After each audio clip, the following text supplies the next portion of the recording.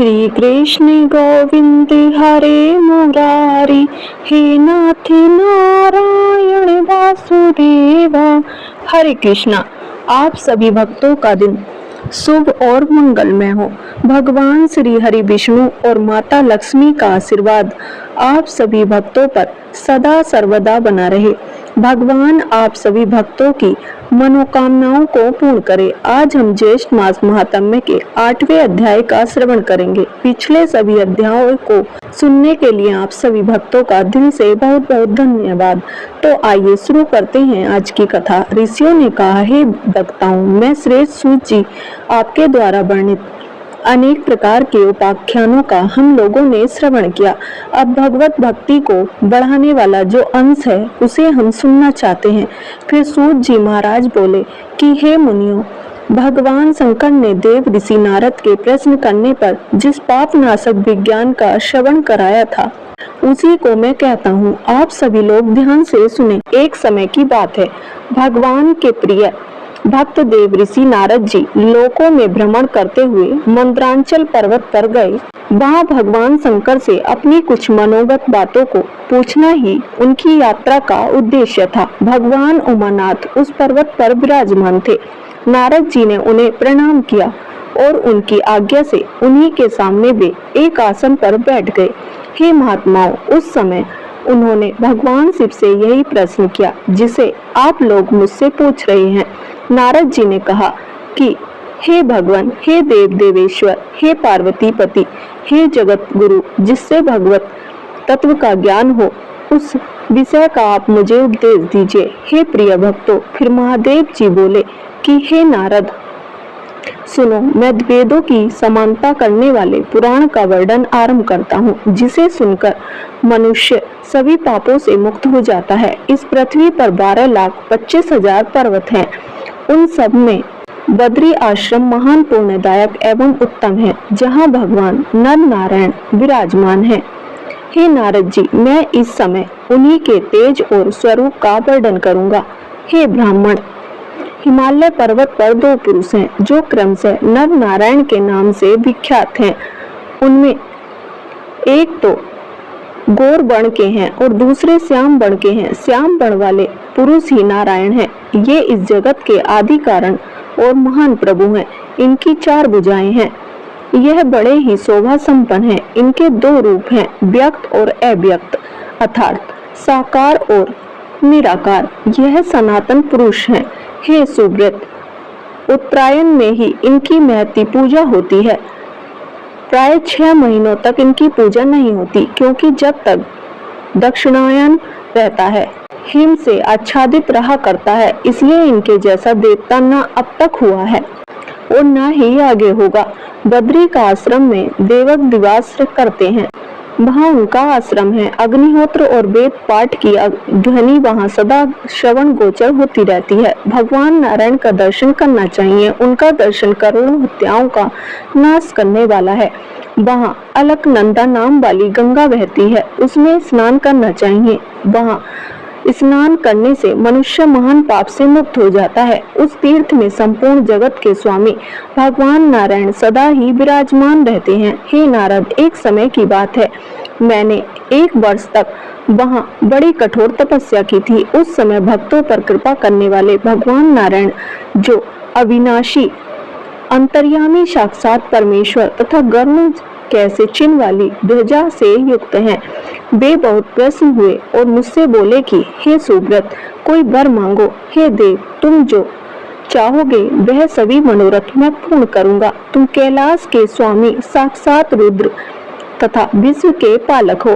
तब मैंने कहा कि हे जनार्दन, यदि आप मुझे वर देना चाहते हैं तो मुझे 2 वर प्रदान कीजिए। मेरे हृदय में सदा ही आपके प्रति भक्ति बनी रहे। और हे देवेश्वर, मैं आपके प्रसाद से मुक्ति दाता हूँ। महादेव जी आगे कहते हैं, हे देव ऋषियों, मैं श्रेष्ठ नारद, अब तुम परम पुण्य में हरिद्वार का महात्म्य श्रवण करो। जहाँ भगवती गंगा बहती है वहाँ उत्तम तीर्थ बताया गया है। वहाँ देवता, ऋषि और मनुष्य निवास करते हैं। वहाँ साक्षात भगवान केशव नित्य विराजमान रहते हैं। हे विद्वान, राजा भगीरथ उसी रास्ते से भगवती गंगा को लाए थे तथा उन महात्मा ने गंगा जल का स्पर्श कराकर अपने पूर्वजों का उद्धार किया था। नारद अत्यंत सुंदर गंगा द्वार में जो जिस प्रकार गंगा जी को लेकर आए थे, वह सब प्रसंग मैं क्रम से सुनाता हूँ। सुनो। पूर्व काल में हरिश्चंद्र नाम के एक राजा हो चुके हैं, जो त्रिभुवन में सत्य के से विख्यात थे। उनके रोहित नाम एक पुत्र हुआ, जो भगवान विष्णु की भक्ति में तत्पर था। रोहित का पुत्र वेग था, जो बड़ा ही धर्मात्मा और सदाचारी था। सबके सुबाहु नामक पुत्र हुआ। सुबाहु ने गर्ग नामक पुत्र की उत्पत्ति की। एक समय गर्ग को कालयोग से दुखी होना पड़ा। अनेक राजाओं ने चढ़ाई करके उनके देश को अपने अधीन कर लिया। गर्ग कुटुंब को साथ लेकर भृगु नंदन और के आश्रम पर चले गए और उन्हें कृपा पूर्वक वहां उनकी रक्षा की। वहीं उनके सगर नामक पुत्र का जन्म हुआ। महात्मा भार्गव से रक्षित होकर वह उसी आश्रम पर बढ़ने लगा। मुनि ने उसके यज्ञ पवित्र आदि सब क्षत्रिय संस्कार कराए। अस्त्र शस्त्रों तथा वेद विद्या का भी उसको अभ्यास कराया। उसके बाद महातपस्वी राजा सगर ने और मुनि से अज्ञास्त्र प्राप्त किया और समूची पृथ्वी पर भ्रमण करके अपने शत्रु तालजंग, हियसक तथा पारद वंशियों का वध कर डाला। इस प्रकार सबको जीतकर उन्होंने धर्म संचय करना शुरू कर दिया। राजा ने अश्वमेध यज्ञ का अनुष्ठान करने के लिए अश्व छोड़ा। वह अश्व पूर्व दक्षिण समुद्र के तट पर हर लिया गया और पृथ्वी के भीतर पहुंचा दिया गया। तब राजा ने अपने पुत्रों को लगाकर वहां और से उस स्थान को खुदवाया। महासागर खोदते समय वे अश्व को तो नहीं पा सके, लेकिन तपस्या करने वाले आदि पुरुष महात्मा कपिल पर उनकी दृष्टि पड़ी। वे उतावली के साथ उनके पास गए और जगत प्रभु कपिल को लक्ष्य करके वे कहने लगे कि यह चोर है। कोलाहल सुनकर भगवान कपिल समाधि से जाग उठे। उस समय उनके नेत्रों से आग प्रकट हुई, जिससे 60,000 सगर पुत्र जलकर भस्म हो गए। वहां महाजगत यशस्वी राजा ने समूह से उस अश्व को प्राप्त किया और उसके द्वारा 100 अश्वमेध यज्ञ का अनुष्ठान पूर्ण किया। फिर आगे नारद जी ने पूछा, हे विज्ञानेश्वर, सगर के 60,000 पुत्र बड़े बलवान और पराक्रमी थे। उन वीरों की उत्पत्ति किस प्रकार हुई, यह बताइए। फिर महादेव जी बोले कि हे नारद, राजा सगर की 2 पत्नियां थी। वे दोनों ही तपस्या के द्वारा अपने पाप दगत कर चुकी थी। इससे प्रसन्न होकर मुनि श्रेष्ठ ने उन्हें वरदान दिया। उनमें से एक रानी ने 60,000 पुत्र मांगे और दूसरी ने एक ही ऐसे पुत्र की प्रार्थना की जो वंश चलाने वाला हो। पहली रानी ने तुम्बी में बहुत से सुरवीर पुत्रों को जन्म दिया। उन सबको भाइयों ने ही क्रमशः पाल पोस कर बड़ा किया। कपिला गाय का दूध पीकर वे सब के सब बड़े हुए और दूसरी रानी के गर्भ से पंचजन नामक पुत्र हुआ, जो राजा बना। पंचजन के अंशुमान नामक पराक्रमी पुत्र उत्पन्न हुआ। अंशुमान के दिलीप और दिलीप के भगीरथ हुए, जो उत्तम व्रत का अनुष्ठान करके नदियों में श्रेष्ठ गंगा जी को पृथ्वी पर ले आए तथा उन्होंने गंगा को समुद्र तक ले जाकर उन्हें अपनी कन्या के रूप में अंगीकार किया। फिर आगे नारद जी ने पूछा कि हे भगवान, राजा भगीरथ गंगा को किस प्रकार लाए थे, उन्होंने कौन सी तपस्या की थी, यह सब बातें मुझे बताइए। फिर महादेव जी बोले कि हे नारद, राजा भगीरथ अपने पूर्वजों को हित करने के लिए हिमालय पर्वत पर गए। वहां पहुंचकर उन्होंने 10,000 वर्षों तक भारी तपस्या की। इससे आदिदेव भगवान निरंजन श्री हरि विष्णु प्रसन्न हुए। उन्हीं के आदेश से गंगा जी आकाश से चली और जहाँ विश्वेश्वर श्री शिव नित्य विराजमान रहते हैं, उस कैलाश पर्वत पर उपस्थित हुई। मैंने गंगा जी को आया देखकर उन्हें अपने जटाजूट में धारण कर लिया और 10,000 वर्षों तक उसी रूप में स्थित रहा। इधर राजा भगीरथ गंगा जी को न देखकर वे विचार करने लगे कि गंगा कहाँ चली गई। ध्यान करके जब उन्होंने यह निश्चित रूप से जान लिया कि उन्हें महादेव जी ने ग्रहण कर लिया है। तब वे कैलाश पर्वत पर आए। मुनिश्रेष्ठ वहां पहुंचकर वे तीव्र तपस्या करने लगे। उनकी आराधना करने पर मैंने अपने मस्तक से एक बाल उखाड़ा और उसी के साथ तीर्थंकर गंगा जी को उन्हें अर्पण कर दिया। गंगा को लेकर वे पाताल में, जहां उनके पूर्वज भस्म हुए थे, वहां गए। उस समय भगवान विष्णु के चरणों से प्रकट हुई गंगा जब हरिद्वार में आई, तब वह देवताओं के लिए भी दुर्लभ श्रेष्ठ तीर्थ बन गया। जो मनुष्य उस तीर्थ में स्नान तथा विशेष रूप से श्री हरि का दर्शन करके उनकी परिक्रमा करते हैं, वे दुख के भागी नहीं होते। ब्रह्म हत्या आदि पापों की अनेक राशियां ही क्यों ना हो, वे सब सर्वदा श्री हरि के दर्शन मात्र से नष्ट हो जाती हैं। हे नारद, एक समय मैं भी हरिद्वार में श्री हरि के स्थान पर गया था। उस समय उस तीर्थ के प्रभाव से मैं विष्णु स्वरूप हो गया। सभी मनुष्य वहां श्री हरि का दर्शन करने मात्र से वैकुंठ लोक को प्राप्त होते हैं। परम सुंदर हरिद्वार तीर्थ मेरी दृष्टि में सबसे अधिक महत्वशाली है। वे समस्त तीर्थों में श्रेष्ठ और धर्म अर्थ काम मोक्ष रूप चारों पुरुषार्थ प्रदान करने वाला है। जय श्री हरि, जय गंगा मैया।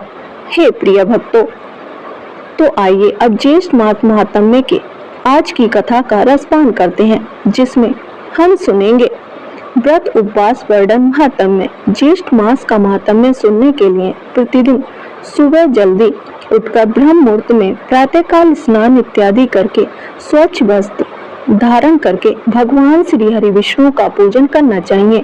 फिर ज्येष्ठ मास की कहानियों के साथ ज्येष्ठ मास के महात्म्य का श्रवण करना चाहिए। पिछले अध्याय में देवी पार्वती जी ने भगवान शिव से रंभा व्रत का पूर्ण फल और विधि पूछी। तब भगवान शिव ने ब्राह्मणी की कथा सुनाई कि कैसे उसकी पुत्री गुणवती ने रंभा व्रत करके भगवान श्री हरि विष्णु की प्रिय तुलसी जी बनी और इस व्रत से पार्वती जी भगवान शिव की अति प्रिय हुई। अब सुनते हैं आगे की कथा, जिसे सुनने मात्र से मनुष्य सभी पापों से मुक्त हो जाते हैं। हे प्रिय भक्तों, ऋषि कहने लगे कि हे स्कंद जी, आगे ज्येष्ठ मास का महात्म्य और भी कहिए, क्योंकि इसके सुनने मात्र से ही मनुष्य सभी पापों से मुक्त हो जाता है।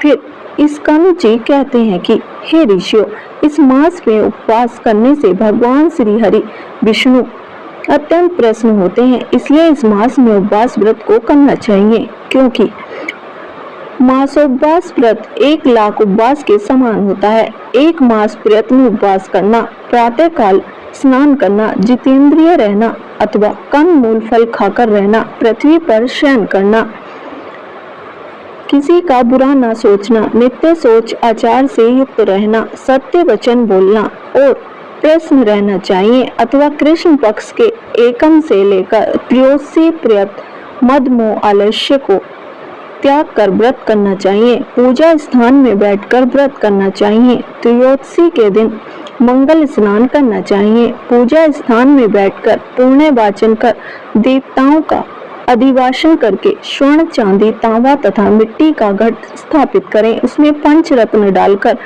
घट पर विष्णु भगवान की प्रतिमा स्थापित करें। विष्णु भगवान की प्रतिमा शंख, चक्र और गदा से युक्त हो। लक्ष्मी जी की, गरुण जी के स्वर्ण से युक्त प्रतिमा हो। अपने ग्रह सूत्र के अनुसार प्रथम ब्रह्माणी बुद्धि मंडल देवता की स्थापना करें। 4 द्वार के शोभित पुष्पों का मंडप बनाएं। केले के स्तंभ से युक्त करें और तोरण से युक्त करके मंडप के मध्य भाग में भगवान विष्णु को स्थापित करें। अनेक उपचारों से पकवान, पायस, खंड और दही, मिलाव, ऋतु के पुष्प, नारियल फल, धूप, दीप, तांबुल और अन्य सुगंधित वस्तुओं से भगवान का पूजन करें। रात्रि को पुराणों की कथा श्रवण करें, जागरण करें और श्री हरि के भक्तों से कीर्तन कराएं। गीत वाद निघोष से आधी रात तक समय व्यतीत करें। प्रातः काल होने पर नदी में स्नान करें। नित्य नियम करके ब्राह्मणों का अनुमोदन करके 5 ब्राह्मणों को ऋतुजों का वरण करें और उनका वस्त्र तथा आभूषण से पूजन करें। कुंड या वेदी में अग्नि स्थापन करके विधि पूर्वक हवन करें और पुरुष सूक्त के मंत्रों से 16 आहुतियां देवें। शर्करा घृत तिल अर्थात पायस खीर की 108 आहुति मंत्र से दें। हवन के पश्चात पूर्णाहुति पर शेष हवन को समाप्त करें। ऋषियों को दक्षिणा देकर गौ का दान करें। छाता व जूता दान करें। 10 प्रकार के जो दान है वह भी दें और अपनी शक्ति के अनुसार ब्राह्मण भोजन कराएं। उसके पश्चात दक्षिणा देकर प्रश्न करें। 2 वस्त्रों से भूषित जो विष्णु जी की प्रतिमा है वह अन्य गुरु को यह मंत्र पढ़कर दे। मंत्र का अर्थ इस प्रकार है, हे केशव भगवान, आप इस प्रतिमा को ग्रहण करें। देने और लेने वाले दोनों का उद्धार करता केशव भगवान है। ऐसे केशव भगवान को नमस्कार है। हे प्रिय भक्तों, यह मंत्र पढ़कर दक्षिणा सहित भगवान विष्णु की प्रतिमा, कुटुंबी और शतद्र ब्राह्मण को देकर व्रत का पालन करें। जो मनुष्य जगती तल में इस दुर्लभ व्रत को करते हैं वे शोक और मोह से छूटकर अवश्य ही मनवांछित फल प्राप्त करते हैं। इस व्रत को 13 वर्ष व्रत करके व्रत की संपूर्ण सिद्धि के लिए अति दुर्लभ उद्यापन करें। प्रथम सहपत्नी 13 ब्राह्मणों को निमंत्रण करके उनका वस्त्र आभूषण से पूजन करें और 13 गौ का दान करें जो कि वस्त्र आभूषण और वस्त्रों से युक्त हो, बलवान और बहुत दूध देने वाली हो। गौ के साथ यथाशक्ति दक्षिणा देकर ब्राह्मणों को भूसी दक्षिणा दें। अपनी प्रवृत्ति के अनुसार प्रवोक्ति भवन आदि कर्म करें। श्रेष्ठ विष्णु के व्रत में किसी प्रकार की कंजूसी न करें। यथाशक्ति जो कुछ भी किया जाता है वह सब सफल होता है और जो दंभिक अथवा सड है उनका सब किया हुआ निष्फल चला जाता है। इसलिए सभी उपायों से अपनी शक्ति के अनुसार श्री विष्णु भगवान का पूजन करना चाहिए। इति श्री ज्येष्ठ मास महात्म्य व्रतोपवास महात्म्य वर्णन 8वां अध्याय संपूर्ण। हे प्रिय भक्तों, तो कैसी लगी आपको आज की कथा? अगर वीडियो पसंद आई हो तो वीडियो को लाइक करें, चैनल को सब्सक्राइब करें और कमेंट बॉक्स में जय श्री हरि अवश्य लिखें। धन्यवाद।